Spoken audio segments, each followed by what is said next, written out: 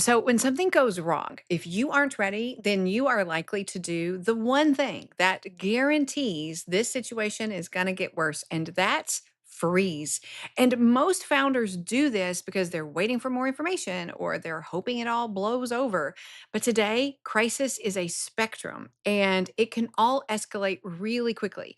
So, here is what you actually do. First, you're going to pause your marketing automation. So, this is really commonly overlooked, but having a scheduled post go live during a crisis makes you look disconnected and careless and tone deaf. So, hit pause on social media schedulers and email marketing messages, maybe even ads. Next, gather the facts that you can stand behind. So you don't need every detail at this point, just the verifiable basics like what happened and when and who was involved.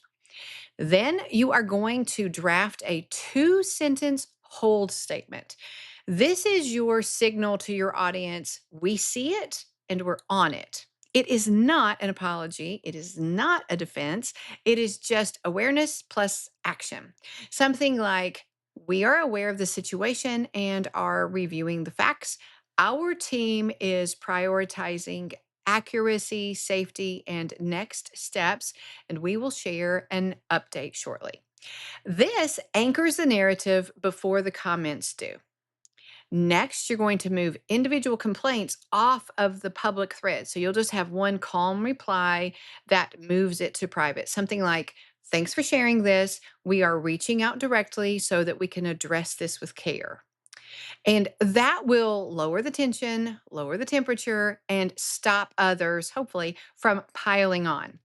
Then you really need to protect your search results in real time. So most small crises don't start with headlines, they start with Google searches and screenshots. So your goal is to make sure what shows up tomorrow reflects your leadership today and not just chaos. So create a single source of truth. You might want to post that holding statement on your website or socials. But for now, the goal in these first hours is just to set that tone for the narrative. It's called a hold statement for a reason. So now I would love to hear from you. Do you have any specific questions about the first steps that you should take during and right after a brand crisis? Drop them in the comments.